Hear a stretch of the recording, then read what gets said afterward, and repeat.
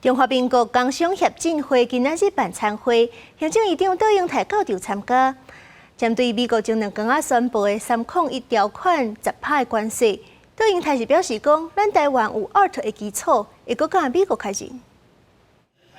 真濟中央部會官員甲行政院長杜英台共同聽產業界心聲。中華民國工商協進會設立辦115年，南部工商午餐會，業者提出真濟建議。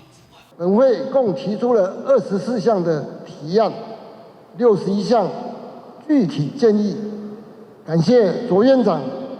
對工商午餐會的重視。行政表示，咱甲美國為半導體及參與關稅有進一步發展，汽車零組件甲環保等產品稅率比15%較低，航空器零組件中的鋼、阿魯米等衍生品也免除至參與關稅，為5月初就生效，會趕緊制定對美貿易談判。面對美國用涉嫌用別勞動違反商業公平做理由，提議對咱等60個經濟體進口商品加扣10%到12.5%的壓價關稅，中央也做出回應。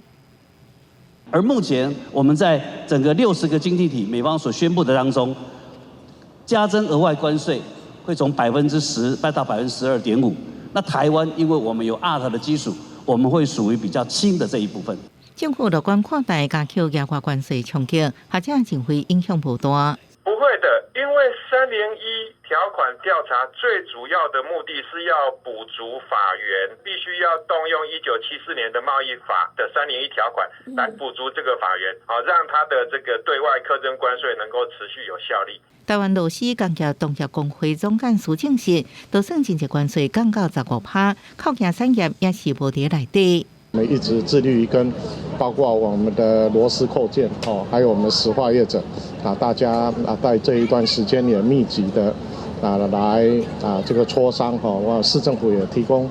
必要的協助。市府表示，各項產業是不是受美國新關稅影響，會看公布的產業別，也會協助廠商參加國外展覽、會展等方向來協助產業。